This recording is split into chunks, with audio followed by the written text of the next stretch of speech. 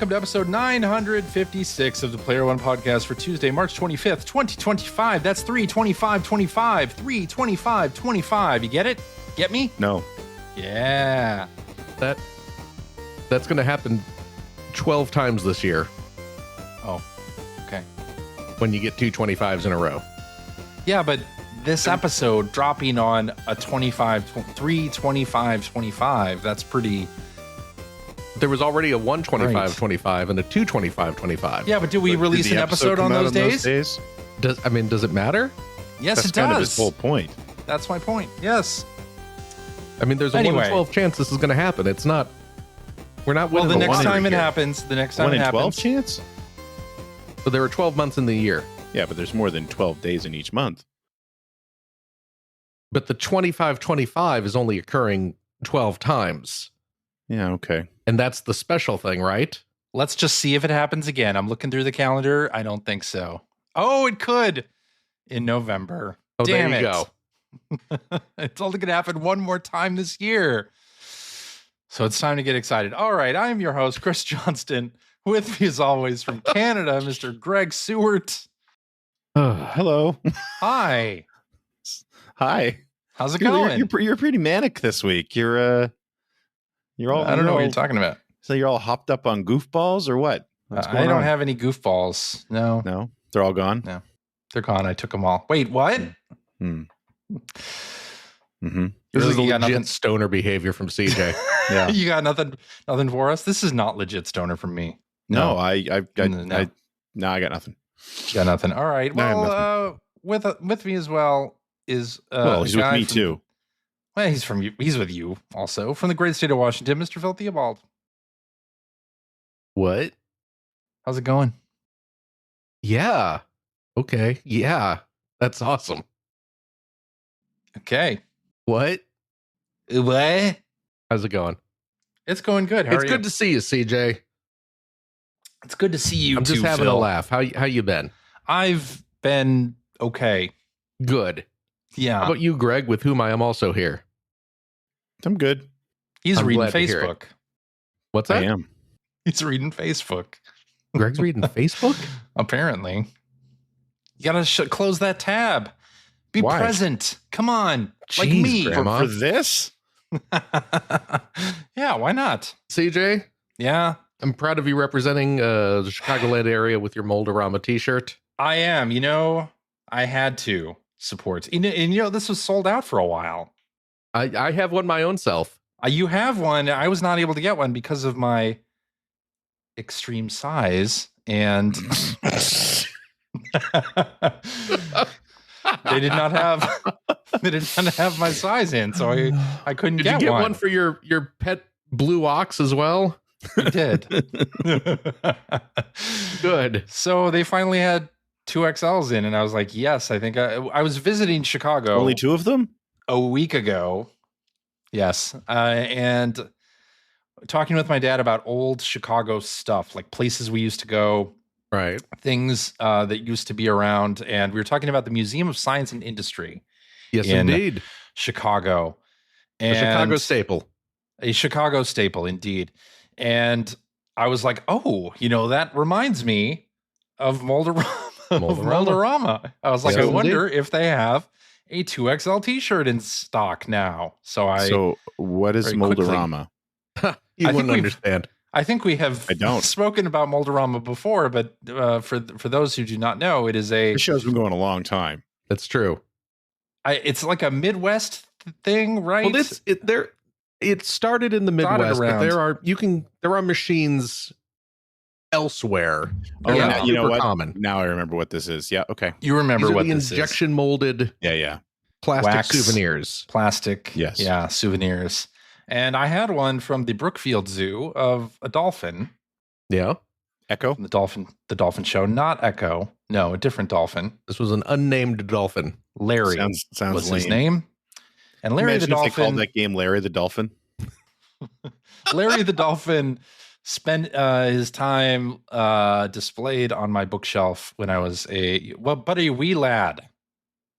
When I didn't need a nobody 2XL believes you were t-shirt. ever a wee lad, CJ. Yeah. When I only needed one L, probably. When I was 4.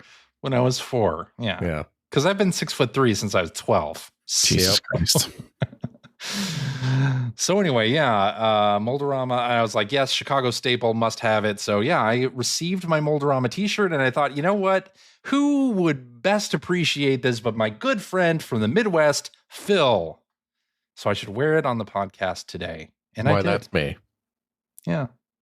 Should I go get my Svengoolie shirt on? No, we'll save that for next week. Should I get my Svengoolie shirt on here on camera? Give a little treat for those watching on the YouTube. And then we'll have to put on the explicit tag. I have pasties on, don't worry. I'm getting a notification from Facebook. Well, anyway. Yeah. How's it going, guys? It's going. You already asked that. How's your week? It's going fine. It's still fine. Good week? Still fine? Okay, Everything's still okay. Good. Yeah. Well, good night, everyone. Night. We're done here. This is our weekly wellness check-in.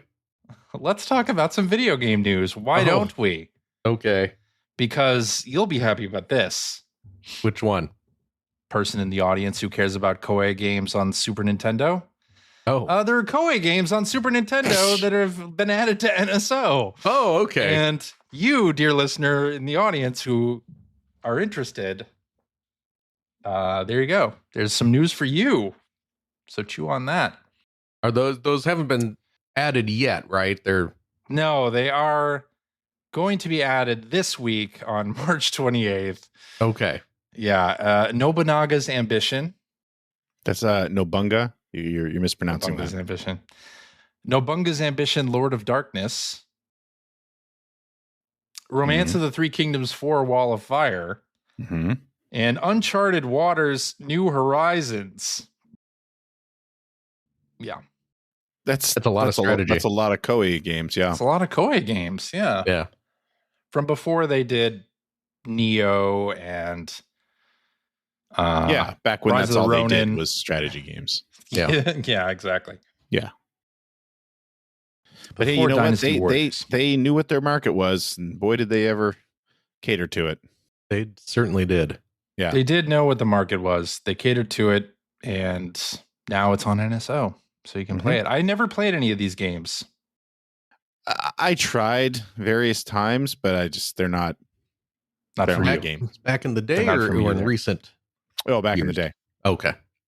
Yeah, I 'Cause didn't it was, you touch know, any of these. Back when I would try anything, any game Yeah. once, just to see what it was about and see if I liked it. And it didn't take long to try a Koei game and realize that no, it's not for me. Well, this is no Aerobiz.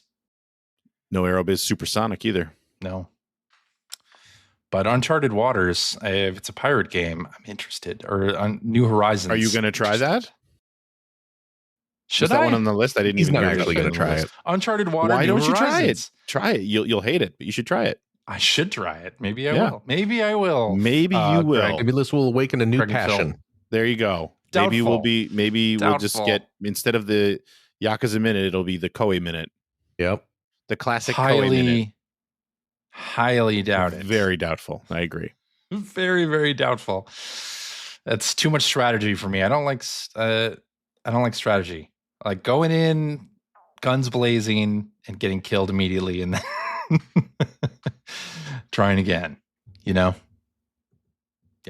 Your nightly trips to Davy Jones' locker. Yes. Yes, indeed. Well, our good friends at Remedy, you remember Remedy, makers of Alan Wake 2 Heard of Remedy, yeah. and Control yeah. and Alan Wake. Right. Well, they were releasing a multiplayer game this summer called FBC Firebreak. The FBC stands for the Federal Bureau of Control from the Control series. See how that works? Oh my gosh. And the Alan Wake series. And the Alan Wake series. The Yeah. Federal And Bureau this of is Control is in Alan Wake 2. This is part of the Wakeaverse? It is part of the Wakeaverse. Okay. Is it the Wakeaverse or the Controliverse, or is it the I Remedyverse? think they're interchangeable. I think probably Remedyverse probably makes more sense. Remedyverse. Yes. Yeah. Well, this is a multiplayer game sort of in the vein of a Left 4 Dead style thing where you are playing with friends and finding out what is causing all these paranatural conundrums. Oh, nice. paranormal conundrums within the FBC. So one of them that they showed that looks really interesting is Post-it notes turning into enemies, and like big bosses just made of Post-it notes all They've over already themselves. done this in Paper Mario, the Origami King. Well, could This you is- shoot at them though? Could you With your fireballs, yeah. blow them to smithereens? No? Yes? Fireballs? Okay. I mean, Well, this is different. This has guns. You could blow them into a series of much smaller tasks. There you go. So I suggest you watch the trailer and get ready for that to come to Game Pass. It's coming to Game Pass in the summer. I'm interested. Yeah, the Is this- multiplayer game. I'll try it I once. just think this is something you don't even have to make Mike buy because it's on Game Pass. oh, It's on that's Game true. Pass. That's very true. Think of all the money you're saving your best friend Mike. Indeed. Probably like $60. At least. Well, Canadian. Ah, more it's like, not Oh, yeah, more like Canadian. I'm 150. sorry. Yeah. This At isn't going to least be $350. a Yeah. multiplayer only shooter. Yeah, it's not going to be $60. I mean, this Really? Maybe $60 don't in think? Canada. this is Canada. Yeah, maybe 60 I mean, in Canada. Up there is Canada. This The is Suikoden collection was over $50. Oh, was it? over 50 Oh, bucks. No. Well, isn't that nice? There you go. CJ picked up what I was putting down. I did, Phil. You know what else? Well, I don't know if I'm going to pick up, but I know somebody here is going to pick up. Lego Pokemon is a real thing that's happening and probably rolling out next year in 2026. That's it, folks. All right, the next one. Oh, I had the next no story, idea. The next story we got. Do you want to talk? Do you want to talk about this? You'll probably get it. I You're gonna be am buying some. I am not permitted to talk about this sort of thing. Exactly. But I'll tell you what, I'm pretty happy about it. We need a Lego Sega Genesis. I don't know what the holdup is. They're too busy Probably. making Lego Pokemon. I guess so. Yeah. Maybe there's somebody that you know that can pull some strings. I don't know. Anyway, I can't tell so- if that's a hint or I'm joking. You don't know anyone who can pull any strings. Sorry. that right. You're never Guys getting are it. useless to me. You're never getting the Lego Sega Genesis. Goodness. All right. Well, it's 2025. CJ is full of beans today. He really I is. don't know what you're talking about.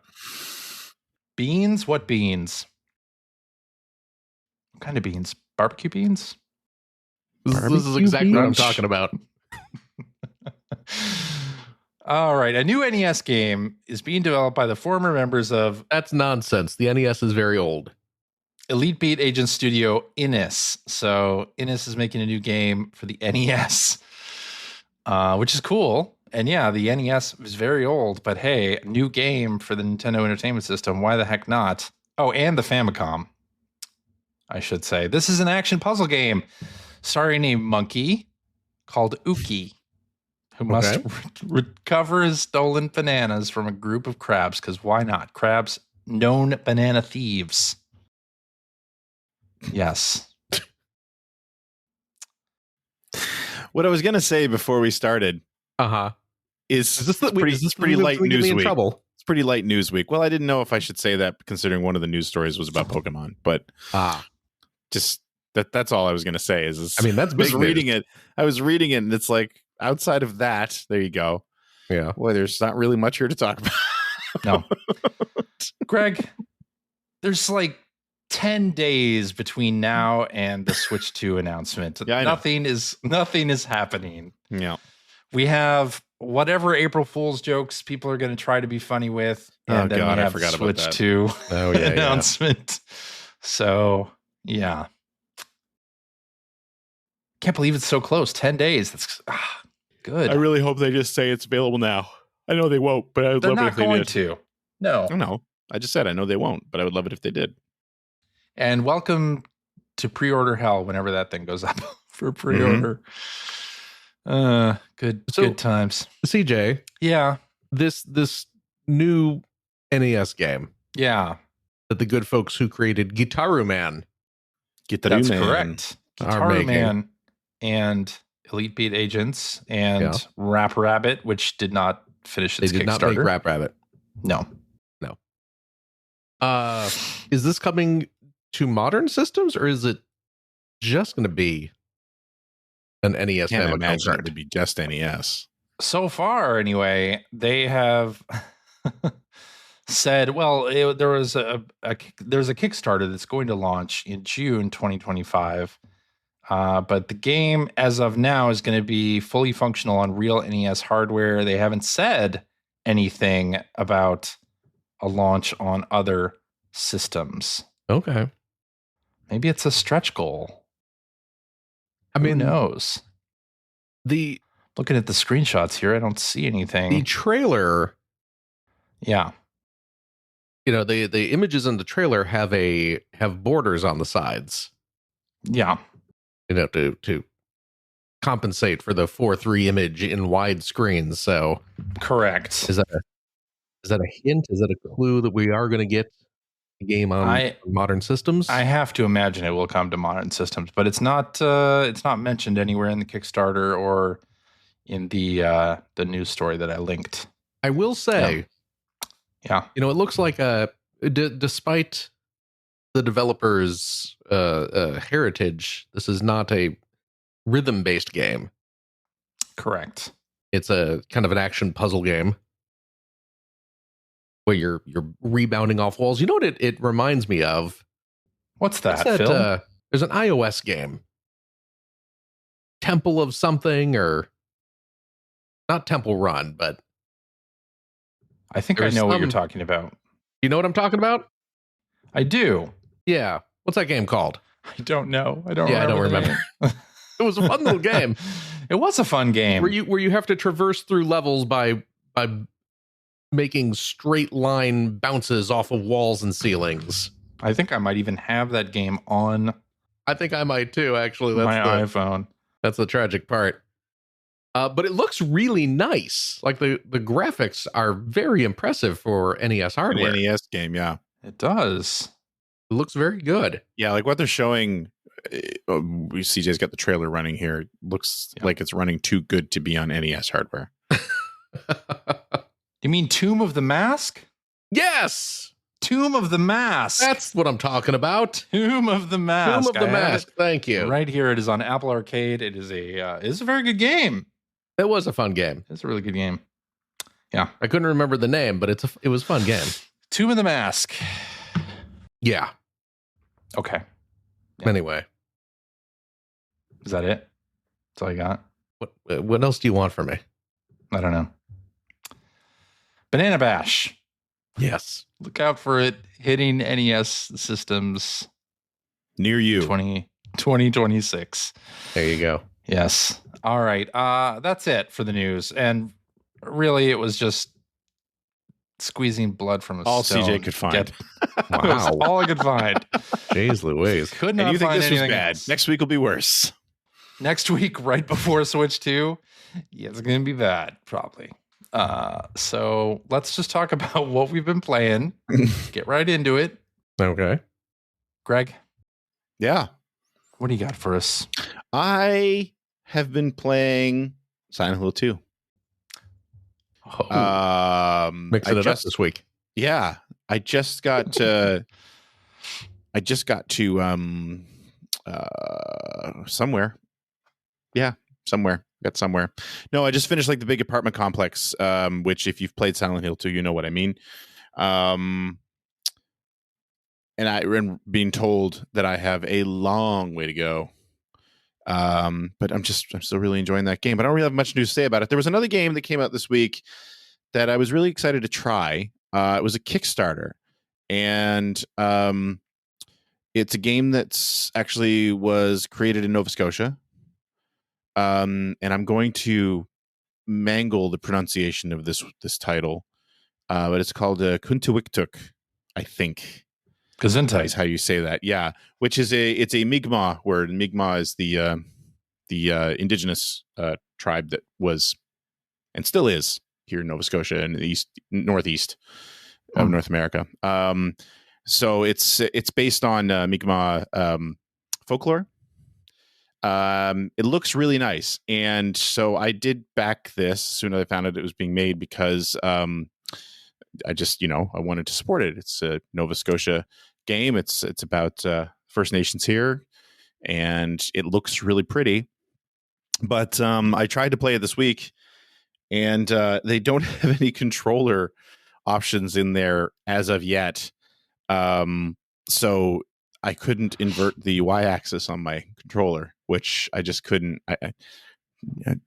Daddy can't do that. So I'm going to wait. I actually put in a message on the Steam message boards about if there was a way to change the controller settings, and apparently they said that's going to be one of the first patches. So I'm going to wait on it for now, and then come back with an actual real description of what it's like to play that game, because right now I just can't get used to it. I gotta be able to invert the Y-axis. So, and then the other thing that I've been playing a lot of off and on over the last few weeks, I haven't really talked about it too much in here, but I will probably talk about it again down the road when I finish it. On Thursday nights, I've been streaming a Pioneer Laser Active game called Don Quixote, and A Dream in Seven Crystals is the subtitle. So this is a first-person full-motion video role-playing game, and it is awful. But it's kind of cool to experience, and I'm playing it in Japanese because unlike almost every other laser active Mega LD game that was released in both regions, because the system was only released in Japan and the United States, North America, almost every game that came out in both regions are multi-track, multi-language discs. So like, if you bought the Japanese version, you just change the audio track and you're playing in English. Don Quixote is not like that. I think it's the only game that's not like that. And unfortunately, the only one I was able to get a hold of, because you can't emulate these games, is the Japanese version. So I've been playing through in Japanese, and yeah, it's very slow. It's very plodding. You kind of wander around these long corridors that are built up of like a repeating video clip in each world, and then the fights are literally like one character that is on it's a clip where the character jumps toward, like, whatever their attack is, it jumps towards the camera to do it, and then they just reverse the clip. So like that's how and then there's just like a little overlay whenever you hit them. But it is kind of neat in that it's got that sort of 90s. I kind of always love any anime that was produced that was kind of based on classic literature. Like, sort of, this is the anime interpretation of, very loose interpretation of Don Quixote. And I mean, it's got nothing to do with the actual story, except I did fight a windmill as a boss this week, and the windmill looked pretty freaking cool, I have to say. But yeah, it's just a very, very straightforward full motion video game that I'm kind of just pushing my way through, because I bought it. I want to play it. I think people actually find it interesting because so few of those games are streamed ever. And so few people have played those games because no one bought that system, and the games are super rare and super expensive for the most part. And also, I'm just capturing footage when I eventually do an episode of Generation 16 on this game. So, but yeah, I'm pushing through. So I've beaten one windmill, just so you all know. Don Quixote has murdered a windmill, because that's what happened in the book, right? Just like in the book. So there you go. Invasion of windmills, and he has to fight them off. Yes. But it did look really cool. But it's funny because I love, and I've said this so many times on the show before, I really love sort of what different video game companies and multimedia companies were doing with full motion video games back in the 90s, just because everybody was trying something different, because nobody knew how to actually incorporate full motion video as a main gameplay mechanic. And so I always love experiencing something different and new to me. They're usually failures. They're usually not very good, but they're interesting to experience. So yes. Yeah. That's what I was playing this week. Cool. Phil, Yes. what about you? What have you been playing? Oh my goodness, me?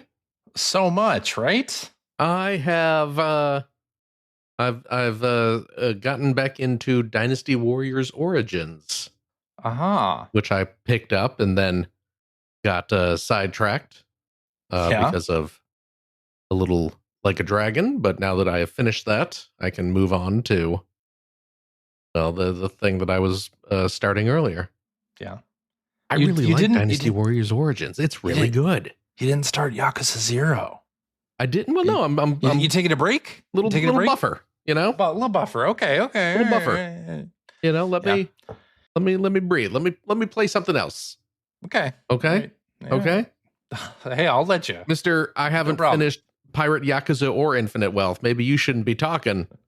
You're right. I haven't about what Like a Dragon I'm playing or not playing. Okay. Check yourself, CJ, before I wreck myself. Right. Okay. That's exactly it. So no, I've been playing the Dynasty Warriors Origins, which you may recall got some positive reviews. It did. Got a fair amount of positive reviews back when that came out, which is, for a Dynasty Warriors game, a bit surprising. It's a little unusual. They should have made it a one-on-one fighter. I mean, that's what the people want. That would truly be the Dynasty Warriors Origins. That's the real experience. Yeah. But this is another kill 1,000 guys style Dynasty Warriors game. But it's really good.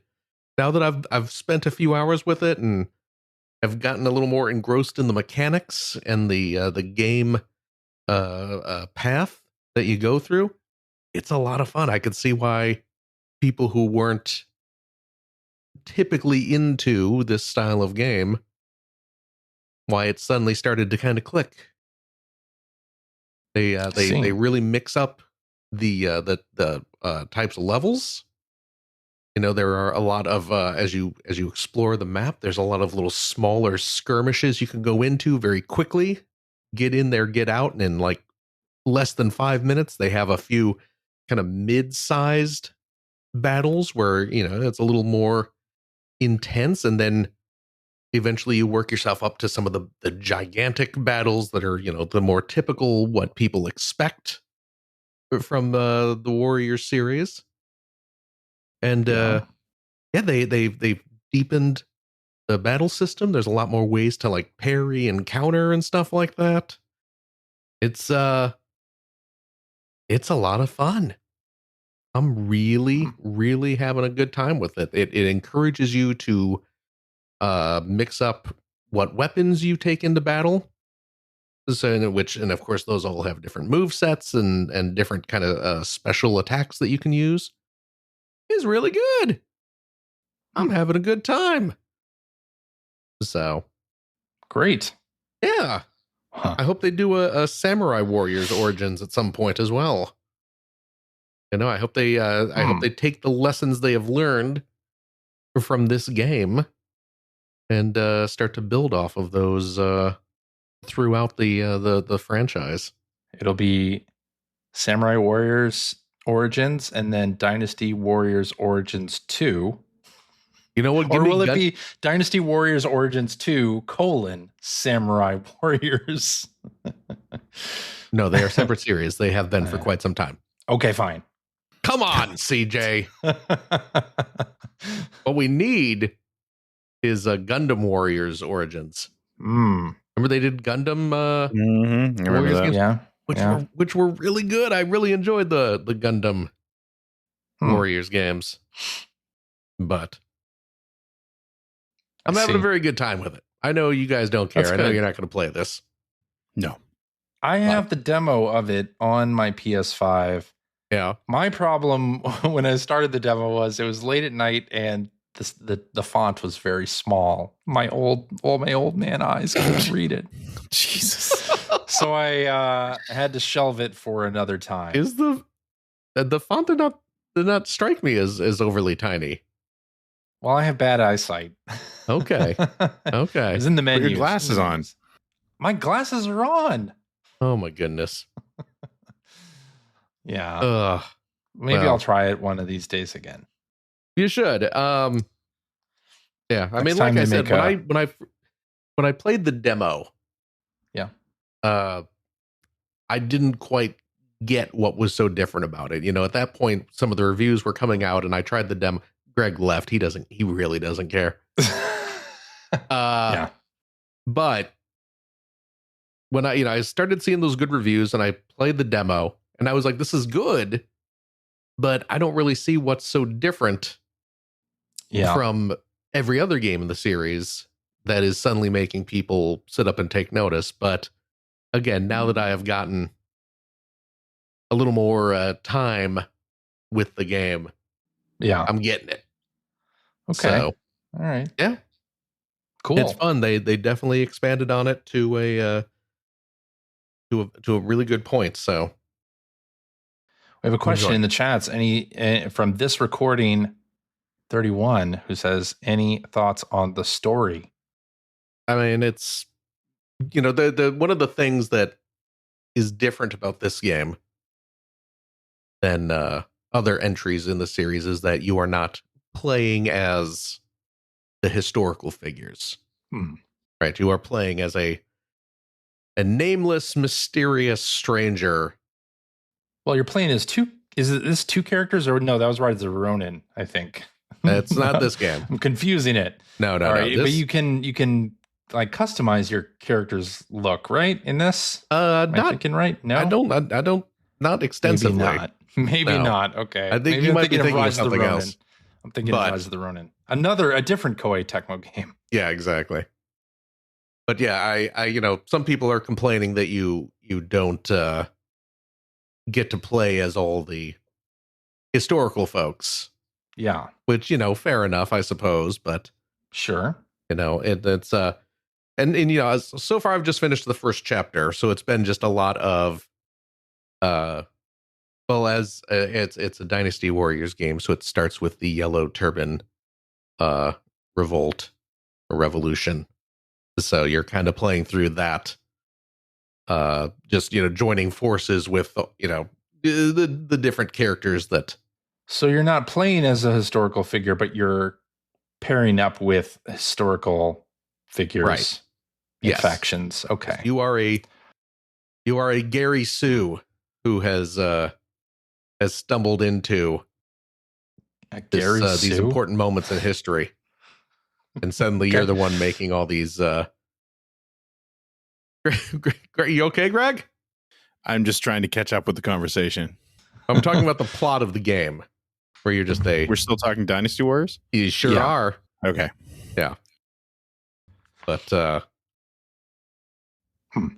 yeah, so I've just kind of played through the Yellow Turban stuff right now. So I'm just sort of getting into the story. They're starting to slowly kind of introduce backstory to my character, to the player character. And so we'll get to it. But the story seems, it's Three Kingdoms stuff, Yeah. It's just being approached a different way. So it's good. It's historical fiction. So there you go. Good Young Guns 2. It's pretty much the exact plot of Young Guns 2. Yeah, that's what I thought.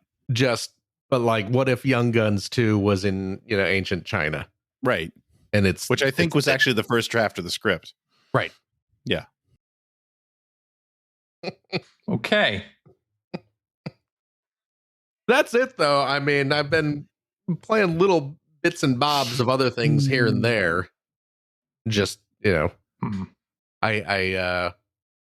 in anticipation of this week's release of Doraemon Picross.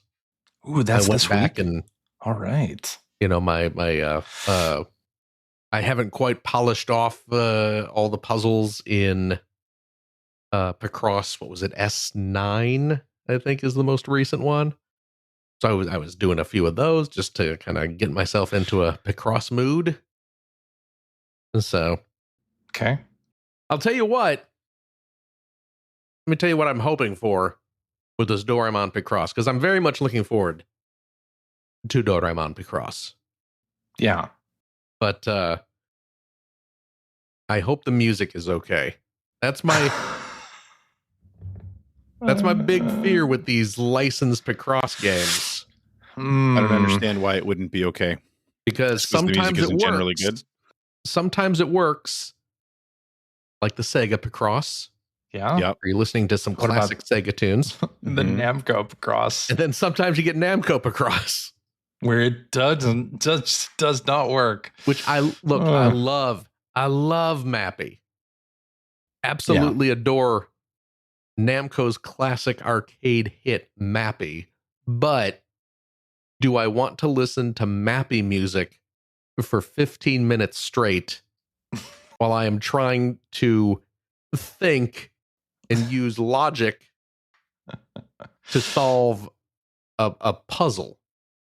In a 7-second loop. It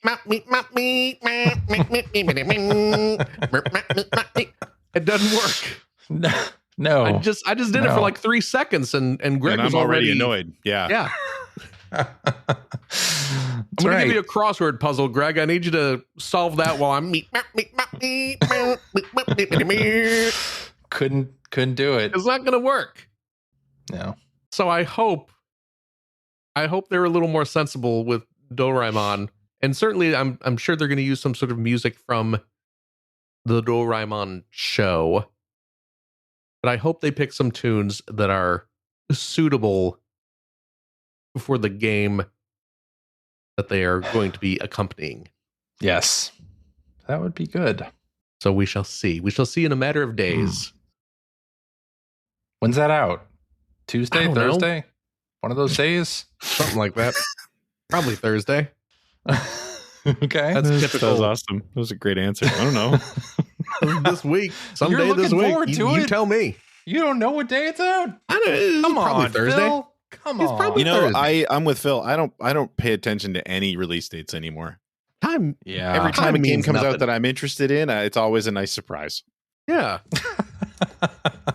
This is what All I'm right. saying. All games should be shadow dropped. It would make my life It so much feels like easier that if every sometimes. game Mhm. just I learn about it the day it comes out. Yeah. Releases 3/26, CJ. A Okay. Wednesday.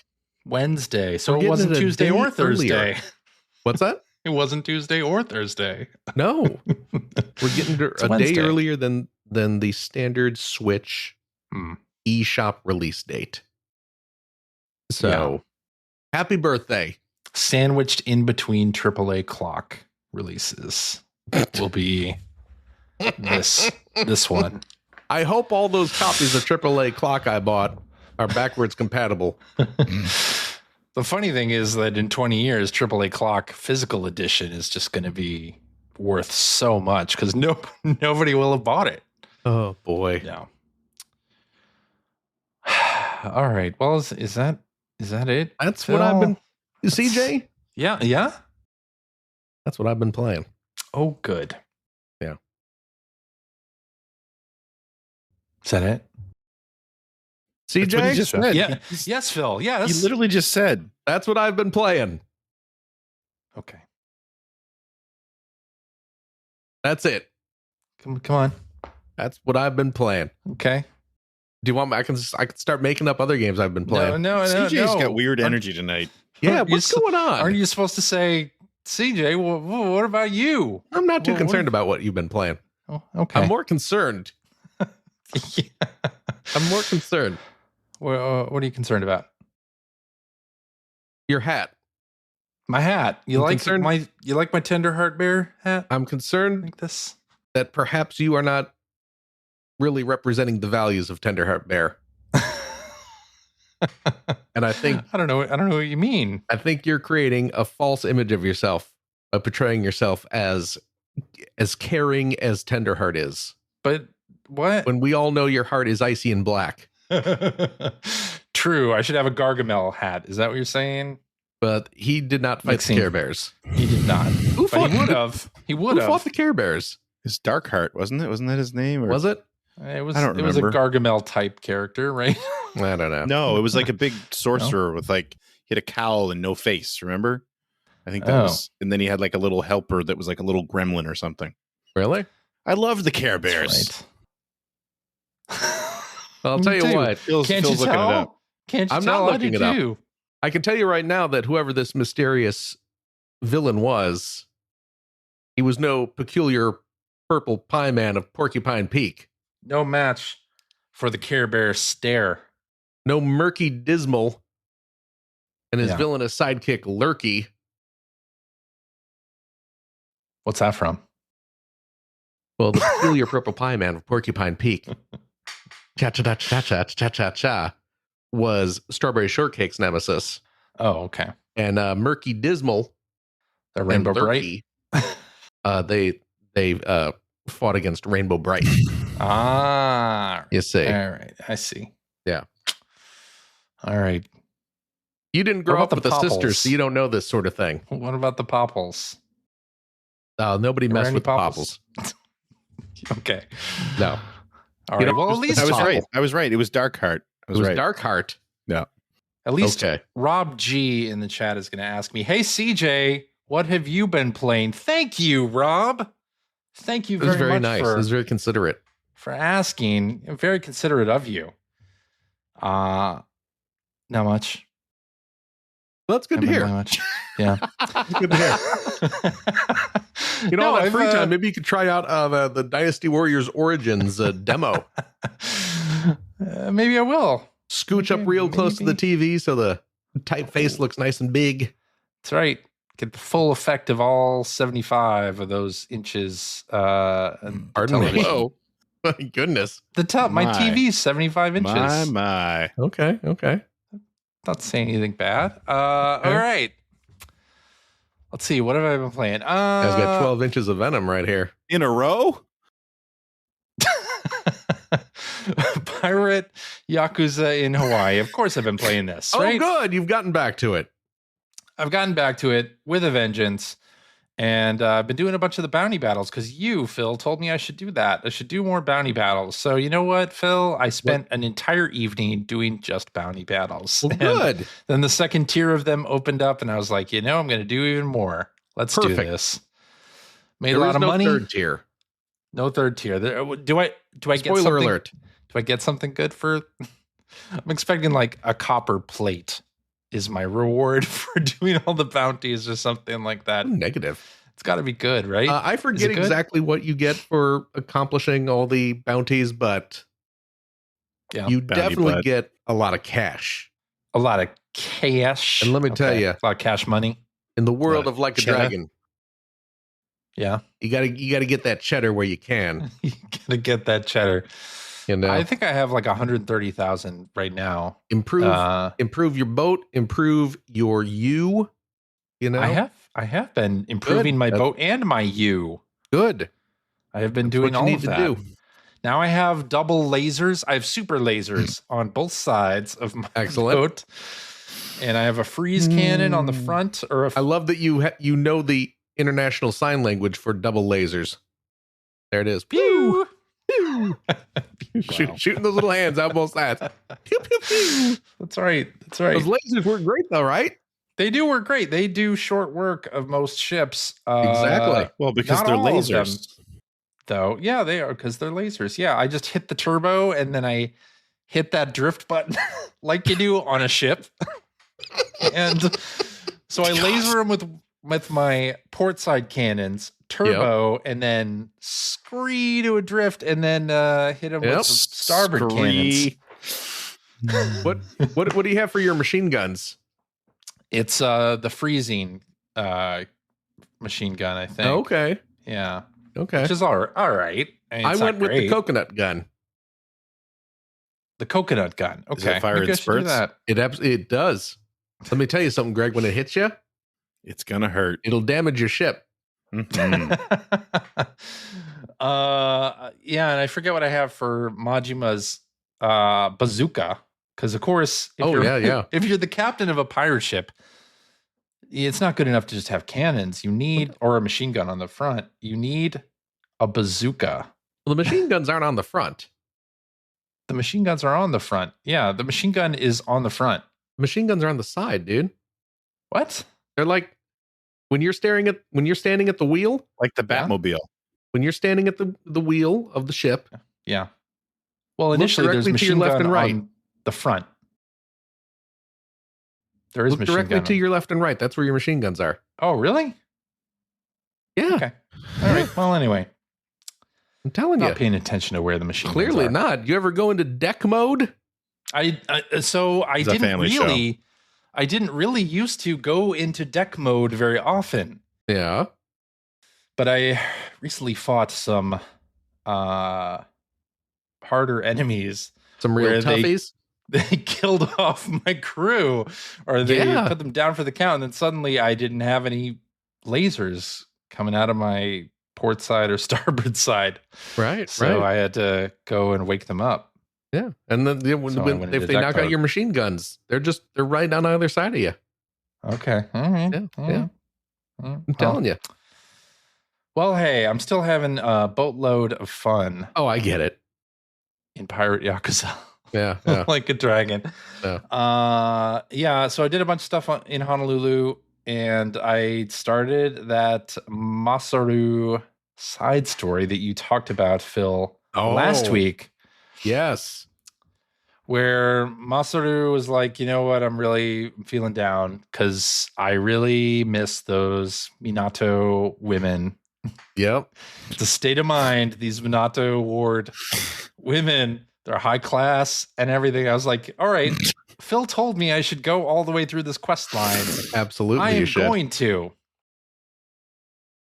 And it's a very long quest line for one thing. It is. It's super long. Masaru needs a lady. In fact, I'm not even done with it Yeah. at the moment. I'm like halfway through. But yeah, so you talk to 5 different Minato girls, and then it triggers a live action. Spoiler alert. Spoiler alert. It triggers a live action movie with the Yeah. actor who is playing Masaru. And Yep. it looks like Masaru because they modeled him after his voice actor. He's a comedian. Comedian. Yeah. It turns out he is a comic over in Japan. And he's trying to woo these. He's having a good old time with these women. And it's a little awkward. That is ridiculous. It is. It is not. It is hilarious. It is extremely funny. Because it turns into a dating show. It turns into a dating show. It turns is a into dating show. dating reality show. Yeah, it is. And they go full goofball with it. They do go full goofball with it, I will Yes. say. Yes. It's absolutely being played as a joke. Yes. Everybody is in on it. Yes. It is ridiculous and it is hilarious. I'll agree with that. Now, I'll agree with that. Here's the thing. Now you played through the man who erased his name. I did laugh a lot. Yeah, I did. Well, of course you laughed a lot because they are legitimately going for jokes. It's meant to be a comedy bit that goes on for a very long time. It does go on for a very long time. And I Yeah. was like, okay, the whole yogurt punchline would be funny if this didn't go on for like 10 more minutes. That's ridiculous. It was outstanding. It was outstanding. I laughed so much at that stupid yogurt bit. It was so good. Now you played Man Who Erased His Name, right? Yeah, I did. Did you do the hostess stuff? I only did one. And I don't mean like fruit pies. No. I don't only mean- did whatever the beginning thing was that I needed to do for like the progression of the game, and then I left. Because Yeah. more spoilery stuff. That stuff is live action. That stuff is live action, yeah. And Yes. In Man Who Erased His Name, you do the hostess club bits, and it cuts to live action full motion video footage of the different hostesses that you can date in the game, and you are having conversations with them, and it is as if you are in Kiryu's eyes staring at these women, Yeah. flirting with them, and they're flirting back with you. Yeah. That's awkward. That is awkward. That's why I only did one of those and then left. That was a little creepy and a little weird. But here where they are like leaning into the silliness of it and making a big joke of it. It is silly. It's hilarious. Okay. All right. Yeah. I mean, I'm halfway through it now. So I still have to speak with the 4 other women that Masaru had one-on-ones with. Okay. So you're post show where you're going around the bar talking to everyone. Yes. Okay. So I'm getting the update, the full update. Excellent. Yeah. You're seeing all the various ways. I didn't realize that Masaru was was modeled on a real comic. So it was very funny to like suddenly see the live action character. Like, yeah. Yeah. I had no idea either. And then, when he shows up in live action, it's just like, it's just him. Yeah. Yeah. I had to look up who played him. And I found out he's like part of a comedy team. That's funny. Yeah. That is pretty funny. Good. Well, yeah. And the game itself continues to be awesome. I'm kind of at this point really OP against anybody that I'm fighting. Perfect. So on the street, it's just like 3 punches and they're dead. Exactly. Pretty much. Good. And ship battles almost the same way. I kind of want to do more exploration with the ship battles and the treasure hunting because I still only have the fiddle. Is the only treasure that I have. So I should need to take go on the devil flags. Yeah, I have taken them on. I think I have the next tier up. Okay. For that, but I need to do more devil flag battles. That's a whole other quest line where you will unlock, many more kind of sea maps to travel around and explore. Cool. And but I like all that stuff. It's you great. Get treasures, get your money. Getting treasures, getting money. I'm doing all the like photograph stuff around Honolulu, and I haven't really finished a quest line yet. I did some Dragon Cart. Okay. Because Dragon Cart is the quest line with part of the Minato Girls quest line. Right. You have to do some Dragon Cart. So one gal is a mechanic. Yes. And then the bit with the streamer was fun, where you're playing Virtua Fighter 3.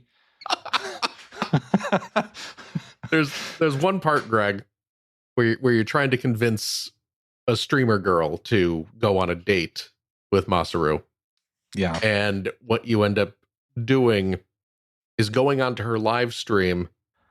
It's a collab. You're doing a collab. A collab. Oh yeah, that's right. And play Virtua Fighter, but you're not actually playing Virtua Fighter. You are reacting. You are hamming it up for the camera for the viewers. So, you watch you pull off a big combo, but you're not actually controlling the combo, but you are controlling the reaction that you have on the stream. Yeah. Okay. It's really funny. And if you make it does change depending on if you maybe you ham it up too much and suddenly all the viewers start calling you a fake. Yes, that did happen the first time I reacted too much. They were like, "Oh, this guy's a fake." I was like, "Oh shoot, I better tone it down." You'll be more genuine, CJ. He's a big fat phony. Yeah. But it's such a wonderful game. It sure is. What a gem.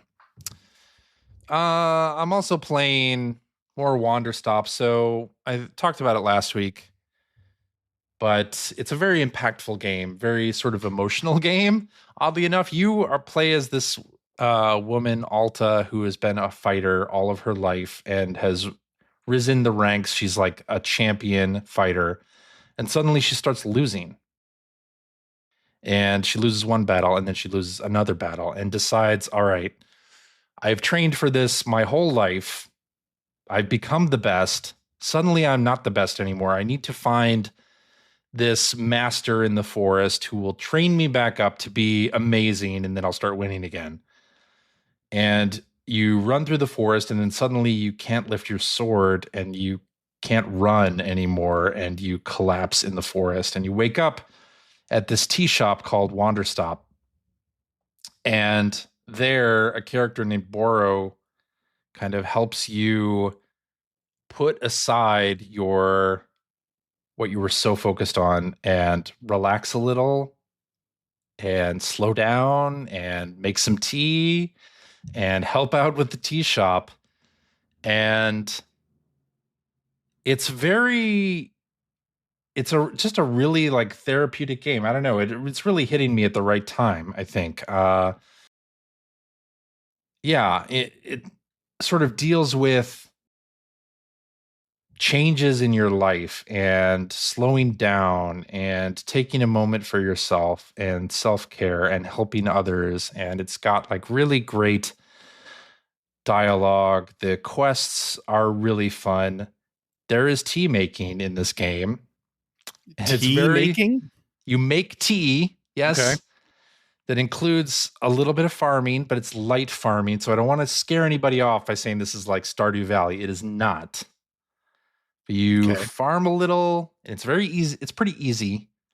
And then you make tea, and that's a bit of a manual process. It's like 5 steps that you have to do. But it seems like complicated at first. Is it like a cooking mama kind of thing? No, not even that, really. There's like a tea machine, and you have to pour the water, and then you have to heat it up, and then you have to put it in the pot to the infuser to put the different You're just describing how to make tea. Things in, I was just and then you have say, to pour the tea using that is like a 5-step process. So it sounds like realistic. Yeah. It's probably realistic.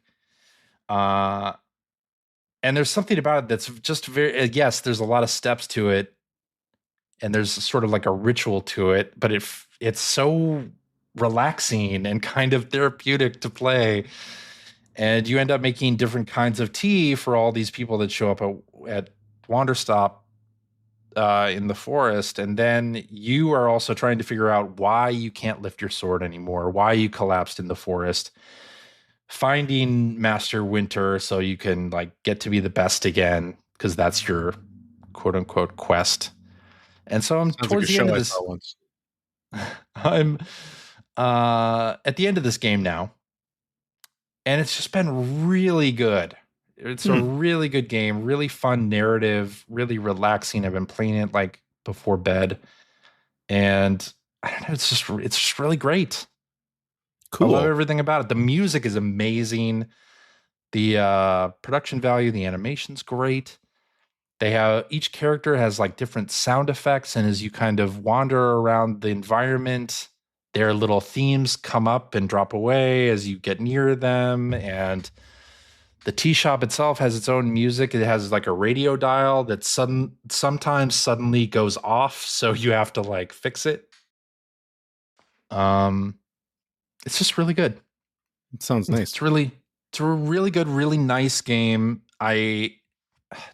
Nobody's really talking about it, which makes me sad because it's a really great game and will probably end up on my Game of the Year list.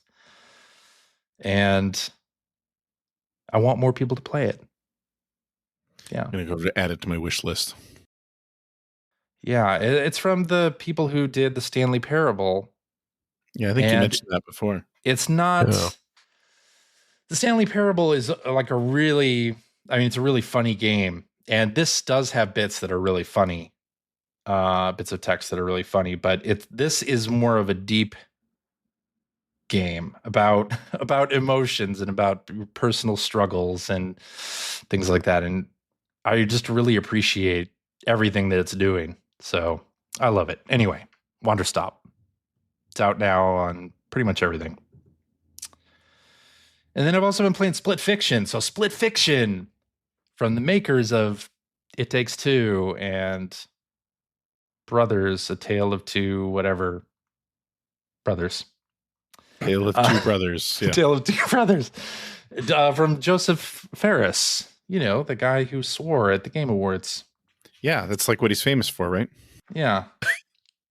This is a cooperative action platformer. And I purchased it on PlayStation. And then my good friend Mike downloaded on Steam the Split Fiction Friend Pass. and he can play through it with me and not have to buy it. It's free. The friend pass is free. I thought you were playing it with your daughter. I am also going to play it with my daughter. Okay. So you can have multiple games started. I have not yet had a chance to play it with my daughter, but we will do that. And it's also really good. So you play one of two characters, either Mio or Zoe. I'm playing as Mio. She is the character who is a science fiction writer, very serious. And then Zoe is a fantasy writer who is very lighthearted and fun. And she and Mio don't get along very well at first. Of course, there's tension there between these two characters. Yeah, they get wrapped up in this machine that is supposed to extract story ideas. If you're a writer, it'll go ahead and extract, aka steal, the stories that you have in your brain and publish them for all to read. And pay you accordingly. Yeah, we'll see.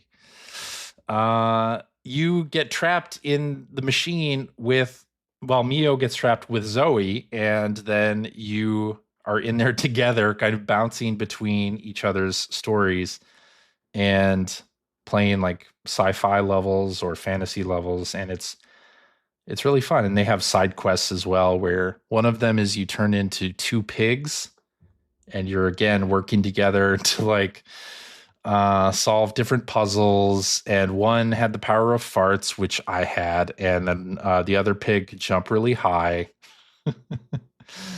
And those are the two powers. The two powers: farting and jumping really high. Okay, that's it. I only have one of those powers too. Yes. And yeah, during the levels, like the sci-fi levels, we went all the way through the sci-fi story, the first sci-fi story anyway. And Mio has like this sword that also she can grapple and change gravity, so she can walk on walls or ceilings. And then Zoe has kind of this gravity whip, so she can whip things and throw them. And you sort of tag team off of, like, if you're in a vehicle, like one person's driving, the other person's shooting, or vice versa. Or there's like a motorcycle chase bit in this. Anyway, it's really, there's a lot of like varied things that you're doing in this game. It's very much like It Takes Two, but I think it's actually more streamlined than It Takes Two, maybe faster paced. But the banter between the characters, the sort of butting heads of these two characters, reminds me a lot of It Takes Two. Because one character is very, lighten up, this is fantasy, it's supposed to be fun, or let's have fun with this whole thing. And the other one is like, oh, it's serious. So it's fun though. Split fiction, quite fun, and has made me genuinely laugh a couple of times so far. And not just because I was dying over and over again, which I legitimately was in this game. Fun little co-op game. You can play a couch co-op or online. Like I said, the friend pass, you can play it with a buddy. So that's what I've been doing. I will be playing it couch co-op as well. Yeah. All right. And then, because the deluge of games will not stop, I played Xenoblade Chronicles X Definitive Edition. Why would you start that when you have so many other games on the go right now? I know. I had a voucher left over from when I picked up Brothership, and also didn't play any Brothership late last year, and was like, oh, like Xenoblade Chronicles X. Some people in Discord were talking about how it reminded them a lot of Phantasy Star Online, and I watched a couple of videos on the combat system and watched some trailers, and it really did remind me of Phantasy Star Online, with the even like the character designs remind me a lot of that. The futuristic ships kind of lightly reminds me of Phantasy Star Online. And I really did enjoy Xenoblade Chronicles 2 8 years ago when that came out. So I was like, yeah, I'll give this one a shot. So I started playing Xenoblade Chronicles X, which is a game where it's an open world sort of RPG You can create your own character in this, and there's even a mode where you can go online and play through, at least partially, with like 32 other players against enemies that are in this open world field. So I was like, this sounds up my alley. I should check it out. And of course, I'm checking it out while I have like 6 other games in progress. But I'm kind of excited about it. Yeah. I feel like you're getting yourself into a very big game when you're already playing a couple of other big games. I know. I don't know what I should do about it. Stop buying big games? I mean, that's an option. One thing I should do? Definitely an option. Yeah. Well, I bought it. And it's okay so far. I made it to the first like town area. That's supposed to be good. I'm not questioning that. I just feel like you're stretching yourself thin. I am stretching myself thin, but I've been taking time, so I have not had my daughter with me this week. And like before bed, after dinner, before bed, I've been just playing through one of these games that is on my shelf, whether it's Monster Hunter Wilds or Pirate Yakuza or Infinite Wealth or Wanderstop or Xenoblade Chronicles. All these games. All right. Phil's doing some heavy construction over there. We're hearing all of Phil's construct. He's ready to start drumming. That's what I'm hearing. Anyway, that's all I've been playing. So we can go ahead and I guess it's maybe time. Phil has a new song. That's what's going on. Oh, maybe. I guess it's time for social media. He left. He's gone. Wow. Did he mean to leave? Who knows? Or did he just close the tab? Did he hit it with one of the drumsticks? He may have. Gotta love that. Will he come back? That's the question. Is he ever coming back? All right. Well, should we just jump into it? No, wait, Phil's back. Yes. Oh, hello, Phil's back. Phil. Hi, Phil. It's time for social media. You can hear me. Yeah. Now I can hear you. You left. For some reason, my little Go XLR decided to poop out on me. It did. But I'm back just in time for blue skies. There it is. Blue skies. I see. All righty. Let's do this one from the real Brandon Helm, who says, "Hi there. I am planning a bike trip this summer to Toronto to see an IndyCar race. Are there any video game related spots I should check out while I'm in town or any other Canadian must visit spots?" First of all, isn't the Hockey Hall of Fame in Toronto? I believe so. Because I've been there. And let me tell you, tear right down, single tear. Man. Because I didn't understand any of it. Jesus. Part of it. But I did actually go to the Hockey Hall of Fame. I laughed. I saw you put this on the list, and it's like, why? You know all the things to do in Toronto. Why? Because I've been there once. Yeah. We don't all know each other. We don't all know everything about every major city, CJ. Well, why not? What's your favorite thing to do in Boston, CJ? My favorite thing to do in Boston? Yeah. To go to Chinatown and get dim sum. That's like you do. I mean, that's why you fly to the opposite coast. That's what you do. Where are you going? Oh, just to get dim sum. Be back in a couple days. That's right. Anyway, Toronto. I mean, I'm sorry, I don't have any recommendations. I mean, there's the CN Tower, and there's a really cool aquarium at the foot of the CN Tower that I would say definitely go check out. Go catch a Blue Jays game. I doubt they'll be playing while the IndyCar race is happening, and I'm jealous. I would love to go see the IndyCar race in Toronto. I know people who live there. I know some people who live there who don't like that weekend because of all the noise, but that's their problem. Including a friend of the show, Ben Rivers. And that's who I reached out to, but he hasn't answered me. So I know when I was there, there are some really good retro shops. I know that because when I was there last, Ben took us to a really nice one, but I do not remember the name of it.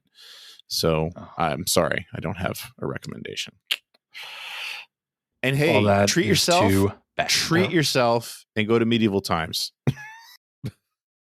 Definitely do that. If you don't have one nearby, and here's your chance. This is your opportunity. It's a good time. I can tell you this. I go every time in Toronto. Toronto's theater and performing arts scene has more than 50 ballet and dance companies, 6 opera companies, 2 symphony orchestras, many music venues, and a host of theaters. Did you know the city is home to the National Ballet of Canada, the Canadian Opera Company, the Toronto Symphony Orchestra? Were you aware of this, Greg? Yeah. Okay, then. We have no advice. No. You should go. The thing I remember most, I remember a bunch of things. CJ remembers WrestleMania. That's why he was in Toronto. WrestleMania. Do you know that one of Toronto's partnership cities is Chicago, Illinois? Was. Who knows anymore? That relationship started in 1991. There you go. Yeah. One of the things I remember most, though, is going to this Japanese pancake shop in Toronto. I believe it's called Fuwa Fuwa. Fuwa. Not Fuya Fuya. Wow. Fuwa Fuwa. And having Japanese pancake, souffle pancake. That was good. Anyway. Okay. Yeah. CJ's favorite things to do in Toronto is to pretend that he is in either China or Japan. No, that's Boston. Oh, I'm sorry. That's Boston. His favorite thing in Boston is to pretend he's in China. His favorite thing in Toronto is to pretend he's in Japan. That's right. Yeah. And okay. I had ramen in Toronto too. Very good. These are things I remember. It's all food based and hockey. Let's do this one from Hacker Alias. Super Campbot, who says, your collective love of Picross tells me you're all men of intelligence and excellent taste, but how can your opinions, especially Phil's, be so wrong about Mega Picross? My only gripe about it is they usually reuse images from the normal mode. Otherwise, it's refreshing and fun. Please explain. Well, they reuse the images from normal Picross because they know that Mega Picross is so worthless. It is not even worth coming up with new images to solve. Yeah. Greg, do you like Mega Picross? No, of course you don't. Me neither. Yeah. It's not just me. It's not just me. No. My problem with Mega Picross is that they take a simple, elegant logic puzzle game and muck it up by complicating the rules needlessly. It's a hat on a hat. And that's just ridiculous. There's no need for it. Phil doesn't truck with that. No. Guess not. No. I'm sorry. Okay. It's complicating something that is perfect. It's fixing something that ain't broken. I see. Okay. I'm glad you like it, though. Statistically, someone has to. It's true. What? I'm saying I'm very happy for them. Color Picross is fine. It's fine. Yeah. I have no ill will towards Color Picross, but it's a perfectly fine variant. Okay. Will it be the last thing I play in any Picross release? Yes.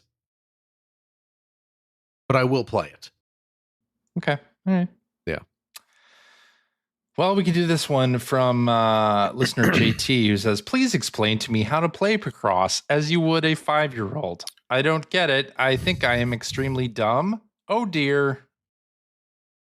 Well, first of all, let's explain it as you would a child. Wow. If you really want if you're doing a reference to touch our hearts. Yeah, explain it as you would a child. But that's a Reddit thing. Explain like I'm 5. Is it really? There's a subreddit for that. Yeah. You know what? I'm going to say this. Galaxy Quest is better than Reddit. I agree with that statement. Thank Yes. you. Thank you. Galaxy Quest is amazing. Yeah, you bet it is. Have you watched that with the kid yet? Of course. Okay.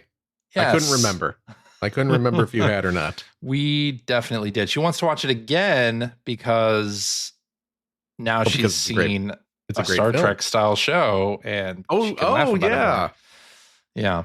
Before she didn't have any reference. A deeper appreciation of it now. That's right. Yes. Well, this is an audio podcast, so I think explaining how to play Picross is going to be very difficult, perhaps challenging. But if this person has Picross S games on their Switch, there are actually a number of really good things you can turn on that will help a little bit. Yeah. Right? But I mean, I don't know how to explain it outside of explaining what the rules are. I mean, I get it. It takes a minute to, and maybe more than a minute to click with it sometimes. Yes. Yeah. But it's all math and process of elimination.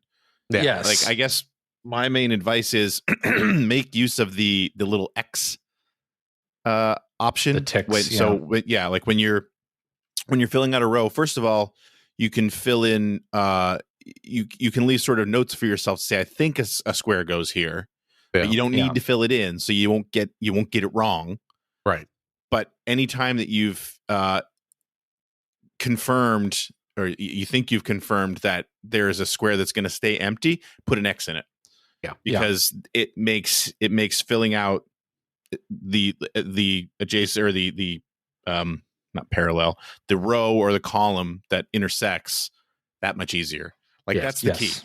Yeah. And it'll unlock it so fast for you that you'll just get it. Yeah. I think that's what happened to me. I agree. I make use of that little circle thing you can put in squares where you think it might be filled in. Yeah. But I would also, and I believe I turn this off. I turn off the correct mistakes option, because I think that's on by default, maybe even, where it'll correct your mistakes. Yeah. I don't like that. I don't like it to be like, oh no, that's not an X. That's a that's supposed to be filled in. I don't like that. So I turn that off. And then I turn on the blue numbers, which the blue numbers indicate that you should be able to solve. You have enough information to solve what's in that row. Yes, that's also super helpful. And the other thing, which I love, as far as strategy goes, I would say is, like, I always concentrate on the two outside rows, or the top and bottom, the top and bottom rows of the two outside columns, because if you can get a couple of squares that exist, you can start building out from those. Yeah. You know what I mean? Like, and it makes it, again, that's normally how I tackle a bigger puzzle. I'm always looking for any squares I can put in, like the left or right, maybe the first 2 to 3 rows, or columns, if it's a really big puzzle, because you can build out from that so easy. It's true. Yep. And for some reason, I can't get rows and columns sorted out. I keep saying it backwards, but anyway, I do that. Columns go up and down. I know. Think of a column on a building, or the Sega game Columns. Oh yeah. I'm just angry. Oh, don't think about columns. No. Okay, don't think about that anymore. Think of Flicky. Choo Choo Rocket. Yeah, that's a fun game, right?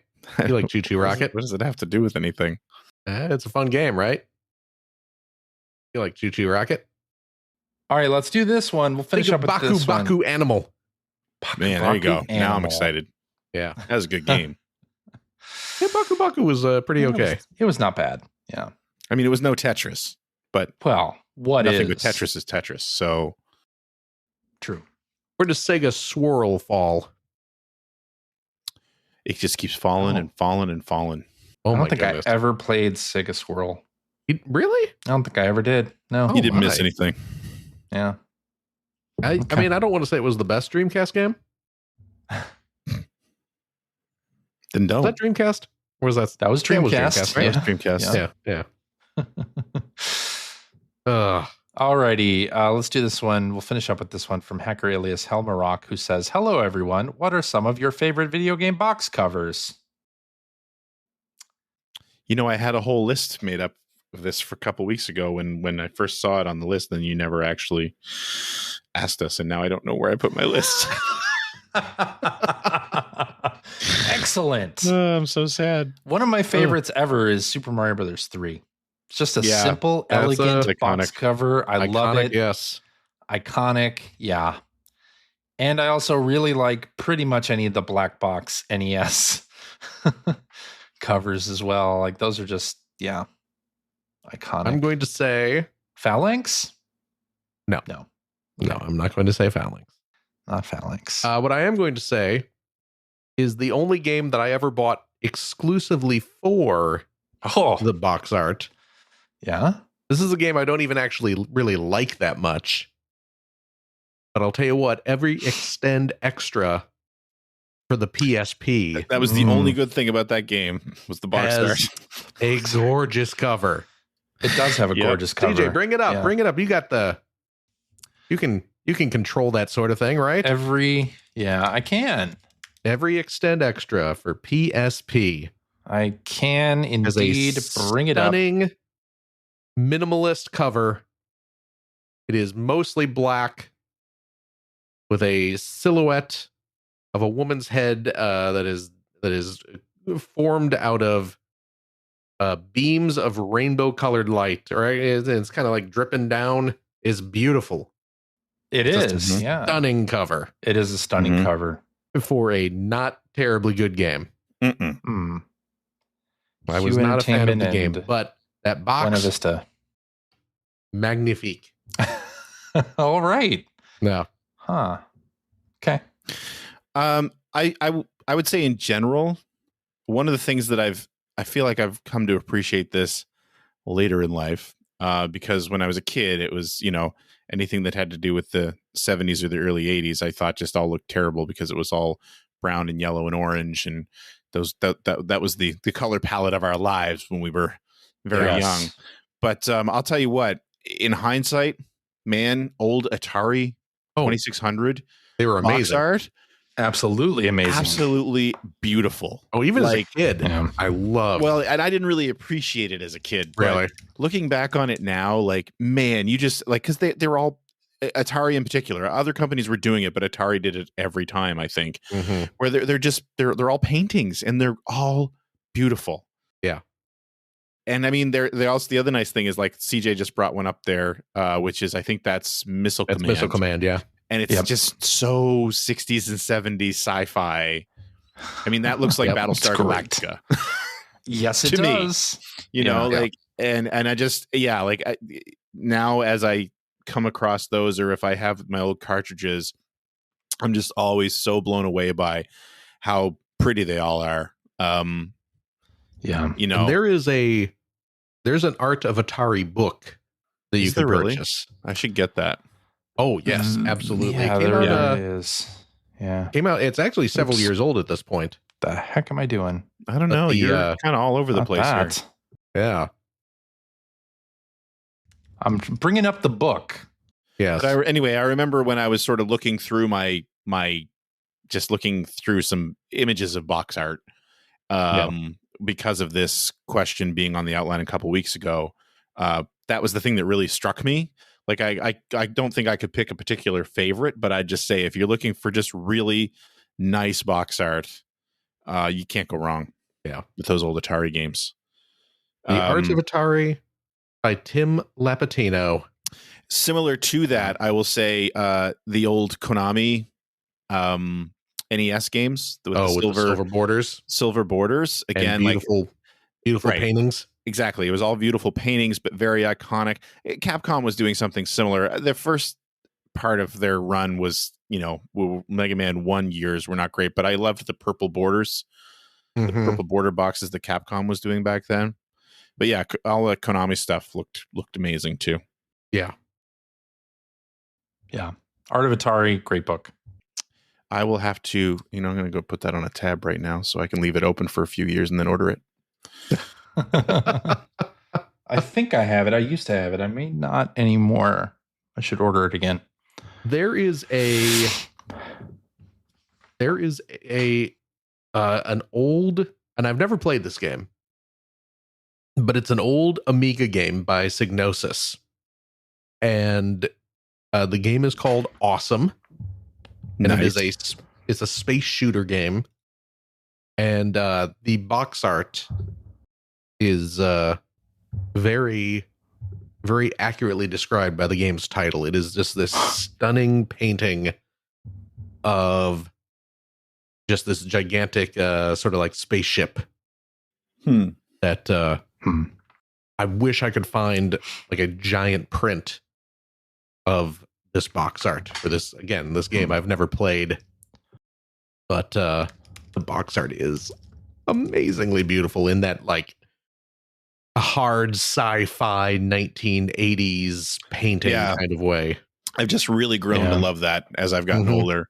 I mean, obviously there's a lot of nostalgia there, right? But because when I was a kid, I just thought it was not lame, but I wanted, you know, I was growing up and I wanted more modern looking things, right? But but yeah, check out the awesome box art cover when you get a chance. The only other thing too that I would say when I was looking through there, I've always been a big fan of like simple iconography for cover art in movies too, which is why I always love like the Jurassic Park poster and the Batman, the Burton Batman posters, especially Batman Returns. There's one particular poster that I actually have hanging in my den, which is the Batman symbol with snow blowing over it, which I think is what they used for the Atari Lynx Batman Returns game, actually.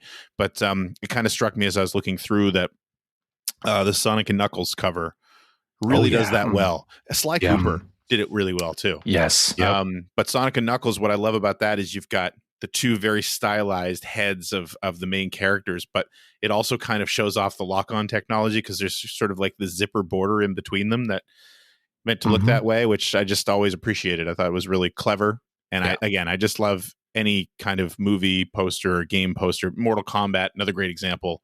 You just have a very, very prominent, recognizable icon. It's not covered with text or anything too busy. It's great. Right. Way of the Warrior. That was the next one I was going to list. If I kept going down the list, that was the next one. That's right. Anyway, all right, is that it? Good question. I like that question.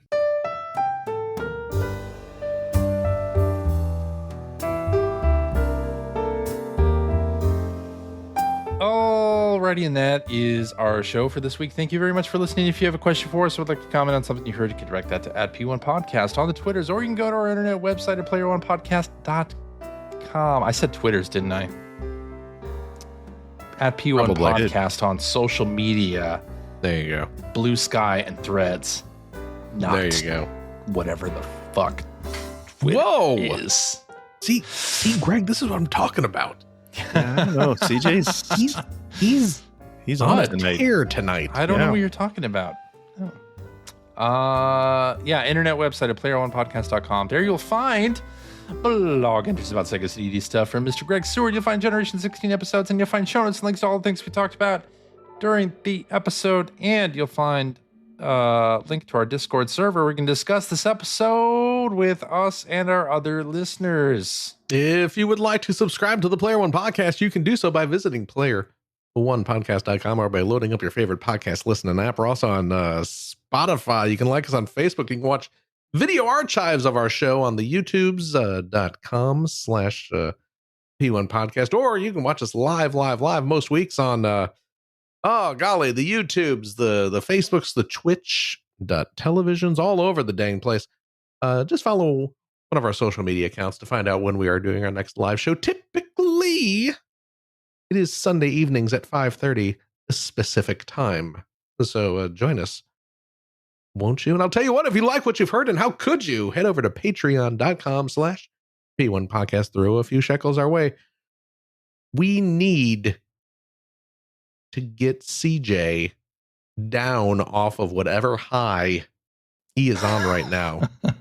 So we need to get all the muscle relaxants that we can afford. Why muscle relaxants? I don't know. You seem real tense. I'm not, though. I'm not at all tense. You seem real on edge. You Not seem like you're tense. boiling over. Nope. Yeah, see, this is what I'm talking about. This is my goodness. No, we won't pay to help any of us out. We're going to pay to help out our podcast. That's what you're. We'll let this machine grind us up and spit us out, folks. But it'll keep our show running and streaming and all that stuff. And I'll tell you what. You know what? You drive a hard bargain. I think what we're going to do for you is if you are a Patreon supporter of the $5 tier, cheap, you will gain special access. I'll talk to CJ. He can probably hook this up. But we will get you special elite access to a completely different and new bonus episode. We record it right after this every week, where we play games, crack wise, having fun doing all that stuff we can't do on the regular show. So, join us. But CJ, yeah, I'm compelled to ask. Yes, Phil. I've recently been discussing our after shows. Have you? With our beloved listeners. I was just talking with them about this just moments ago. Okay, all right. And that got me thinking, as it so often does. Sure. Is there some sort of game or something that we'll be playing this week? Phil? Yeah. No, I'm just curious.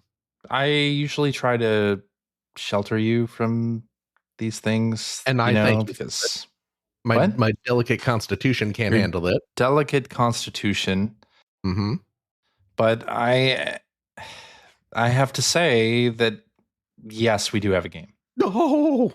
Oh my gosh. Oh, that was good. It is a Star Trek quiz. Oh no. So we didn't have a Star Trek minute this week, but we will sure have a Star Trek after show. Oh dear. What is this a listener provided? It is. It is a listener provided after show. Yes. Okay. Is it about a particular series? Is it a catch-all? It seems like a catch-all. Okay. From, mostly next gen. So apparently, looking at the title. Yeah. So we'll just have to see. Dana and I, we've been watching Enterprise. You mentioned that, yeah. Which is the only live action Trek that we have not seen so far. We just finished up season 3 of 4. We've started in on the first couple seasons of first couple episodes of season 4. Yeah. Enterprise got good. Okay. All right. Enterprise got real good. Like all of season 3 was great. And season 4 seems to be continuing that trend. Nice. I was shocked. Absolutely shocked. I see. I was not expecting it to get like really good, but it got good. Okay. Right. Yeah. It wasn't quite as surprising as Strange New Worlds being good.